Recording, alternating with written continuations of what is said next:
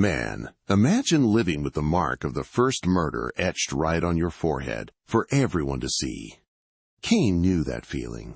He felt the weight of every silent judgment, the shiver from every averted gaze. And now, the deafening roar of the red sandstorm wasn't just wind. It was the echo of the curse, a howling reminder that the earth still cried out for the blood he'd spilled. The walls of Enoch, his promise of a fresh start, were crumbling under the sky's fury. Dust and stone lashed his face, but the physical pain was nothing compared to the tempest in his soul. Cain screamed into the void, his voice hoarse and ragged with frustration. "How long, O Eternal? How long will I be hounded by dust that smells of my brother?" And the Eternal answered, not with the voice of thunder, but with a supernatural calm that cut through the chaos, piercing every fiber of his being. "The voice of your brother's blood cries out to me from the earth." The sand, stained a sinister red, seemed to vibrate with every word, as if creation itself stood with the accusation. Cain clenched his fists, a bitter mix of guilt and rage igniting his flesh. He was Cain, all right, the man who'd broken the first blood tie, the eternal exile. Decades of wandering had forged his resilience, and the mark on his forehead, once a shameful stigma, had become a beacon, strange and dark, but a beacon nonetheless. Who better to lead the broken, the rejected, than one who carried the deepest rejection? Before we dive deeper into this wild ride, I'd love to know where y'all are tuning in from. It's such a thrill to know these stories can hit home in so many different places. Drop a comment below and let me know. He'd gathered them, the woman who whispered to plants and was thus called a witch, the warrior whose clan was wiped out, leaving him nameless and homeless, the leper, a living specter begging for a glimpse of humanity. They smelled the dry earth and felt the heavy silence of a life promised without the constant fear of abandonment. It was while tracking a faint spring in a canyon that Cain found the spot. A rocky valley, a natural amphitheater, its steep walls promising protection from the biting winds.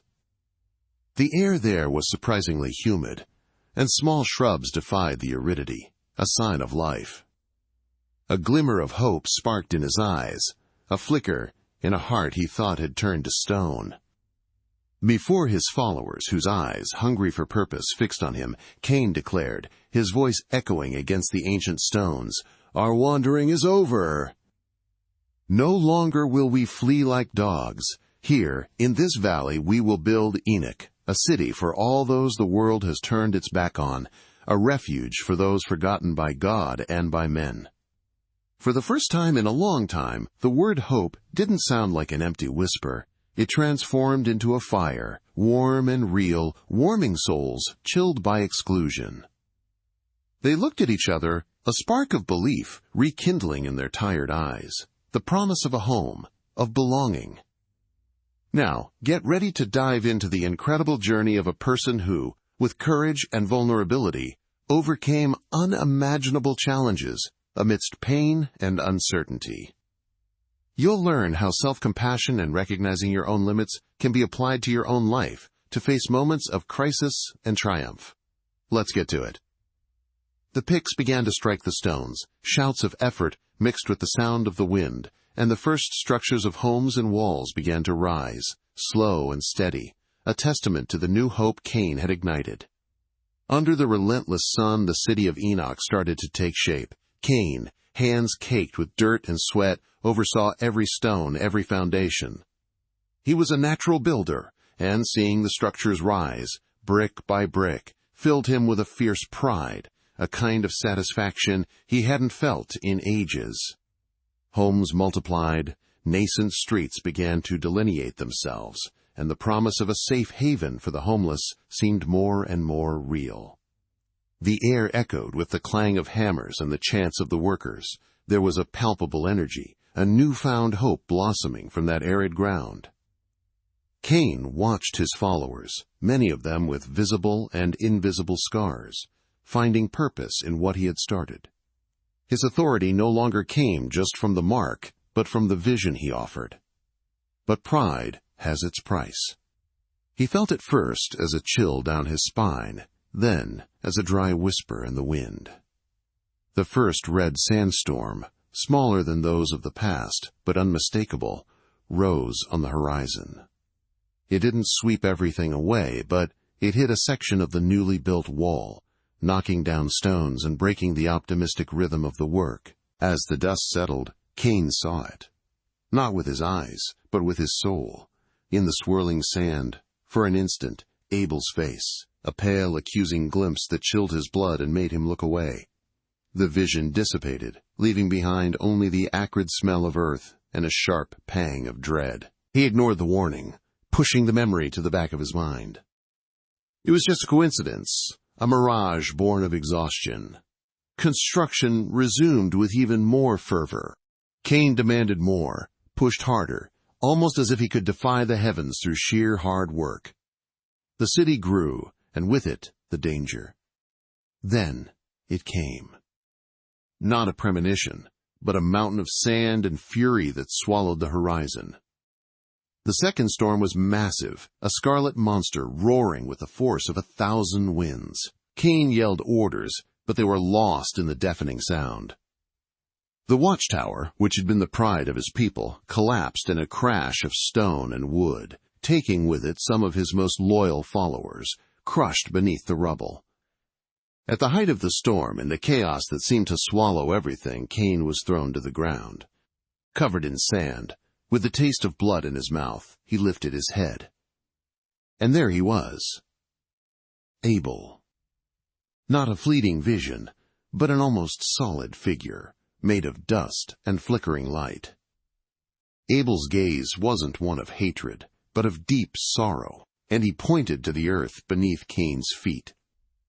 The voice that followed, not from the storm, but from a deep cavity in his mind, confirmed what he feared most.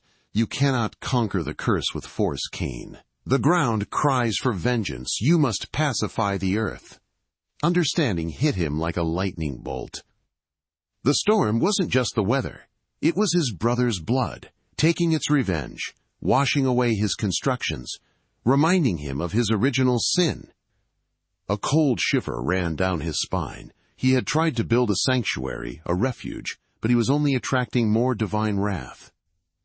Abel's mirage dissolved into the wind, leaving CAIN alone, prostrate on the ground, the ruins of the tower around him and the unbearable revelation. He couldn't fight the memory of his crime, because the memory was alive, crying out from the very earth he trod upon.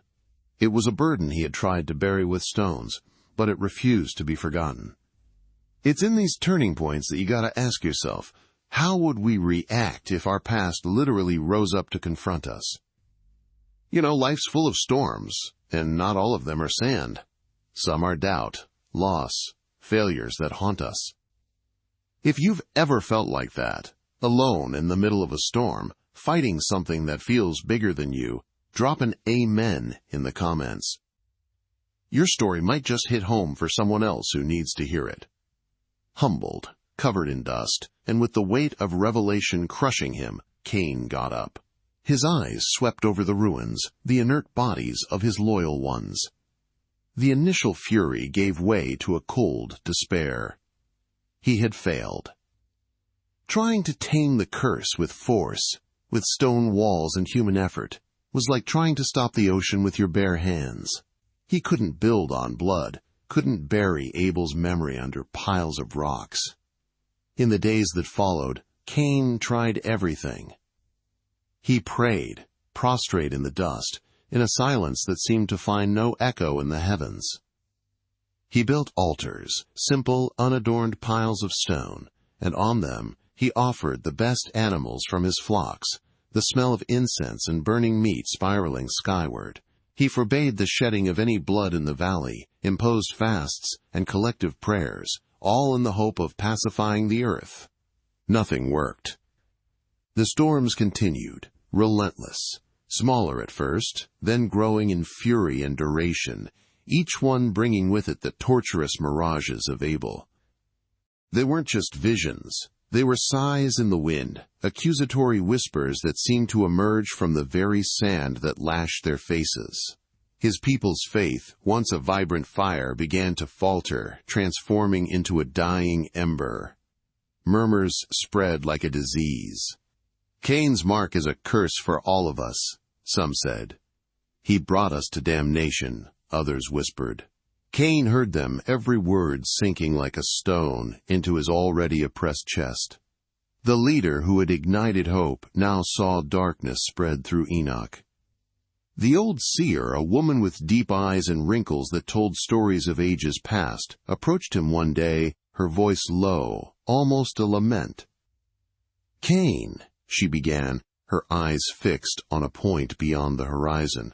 "I see the mother of all storms. She will come to wipe this valley off the map. Not even the memory that Enoch once existed will remain." Despair settled in like a dense, cold fog. The seer's prophecy wasn't an empty threat. It was a death sentence. Hope drained away, replaced by panic. And it was in this moment of maximum fragility that the rebellion erupted. Cain's chief lieutenant, a strong, loyal man who had been by his side since the beginning of the journey, rose before the remaining people, his eyes, once full of admiration, now burned with anger and betrayal. "Cain is no savior," he roared, his voice trembling. "He's a magnet for disaster. His curse will follow us until the end of time. Abandon him." Most of the people abandoned him. Dozens of faces Cain had seen filled with hope now turned away, their shoulders slumped in defeat, marching away from the valley they had once promised to build. They took with them the little they had left, leaving behind a trail of dust and disillusionment. Cain was left with a handful of loyalists, the most desperate, those who had nowhere else to go, or those who, for some reason, still saw something beyond the curse. The city was in ruins, a silent testament to his failure. His spirit was broken, ground by dust and betrayal more than by any physical blow. He had tried to build a sanctuary, and now he was reduced to a leader without a people, in a city without walls, awaiting the final storm. He felt like the loneliest man in the universe. In moments like these, when everything seems to fall apart and we're left behind, it's easy to just throw in the towel. But what if the biggest defeat is actually the turning point for true redemption? Ever felt so busted up you didn't know how to keep going? Share a word that helped you not give up. You never know. It might be the light someone else needs today. Alone, amidst the rubble, under a sky as gray as his soul, Cain sank. The wind howled through the breaches in Enoch's fallen walls, and the sand, once red with vengeance, was now just dust, gray and cold like death. He felt the deepest despair he had ever known, more overwhelming than the remorse for Abel's blood, more paralyzing than the solitude of his exile. But it was in that abyss that a small sliver of light opened. He couldn't stop the vengeance. God's voice had been clear. The earth cried out. And that cry would not cease for sacrifices or for walls that tried to block the inevitable. But what if the cry wasn't meant to be silenced, but answered? What if what the earth asked for wasn't an annulment of his crime, but a recognition, a revelation? Not a lightning bolt, not a voice in the wind, but an idea that sprouted from the depths of his being, so obvious it made him laugh bitterly at his own blindness. He had tried to erase his sin, overcome it, forget it under the grandeur of his constructions. But redemption wasn't in erasing, it was in accepting, giving purpose to his own condemnation.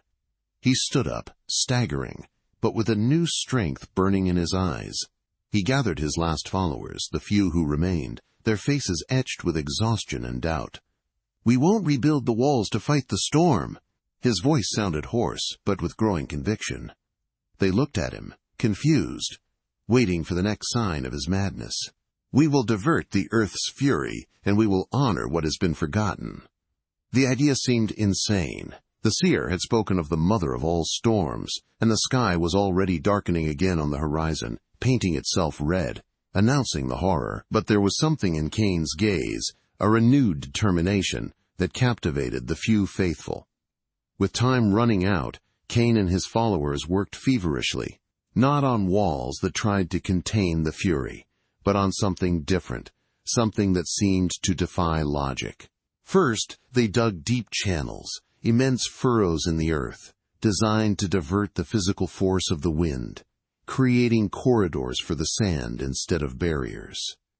And in the center of the ruined city where a throne for the builder would once have stood, CAIN directed the construction of something simple, yet profoundly moving.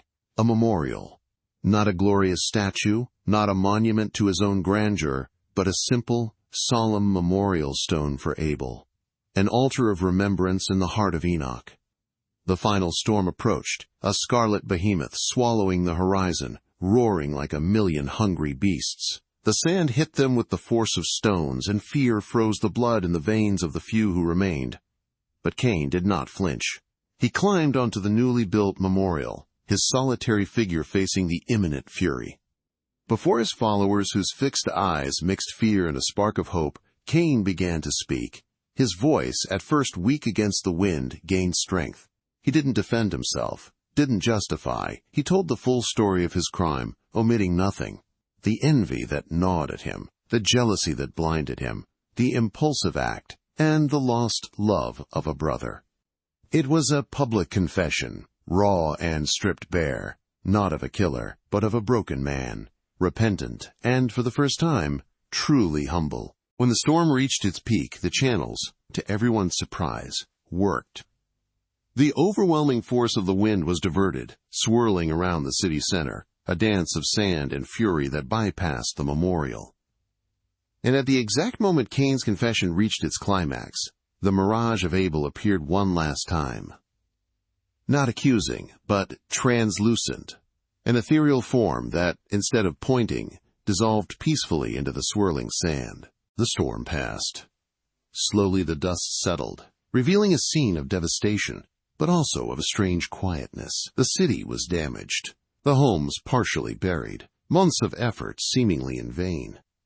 But, in the center of everything, amidst the desolation, the memorial to Abel stood intact. The stone, simple and upright, seemed to exude a newfound peace.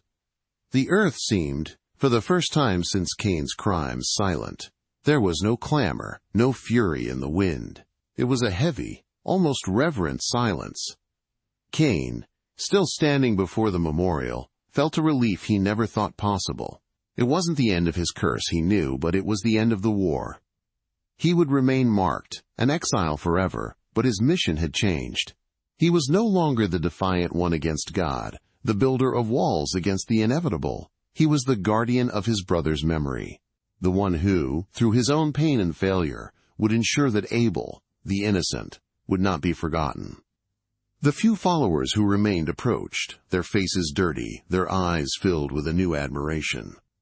They had witnessed something that defied reason. The fury of the heavens calmed by an act of humility and confession. Enoch, the city of the rejected, would now also be the sanctuary of memory, a place where history, even the most painful, would be told so it wouldn't be repeated. Years passed. Enoch, rebuilt with a new purpose, flourished. It wasn't a city of great walls, but of open hearts. The channels CAIN dug became streams, diverting not only sand, but also the waters from the few rains that dared to fall in that desert, making the land a little more hospitable. CAIN, now with whiter hair and a face marked by the elements, sat in the shade of a fig tree in the center of the city, not far from the memorial. Around him, children born in Enoch, who had never seen the outside world, listened with wide eyes. He didn't just tell the story of the first murderer, his own.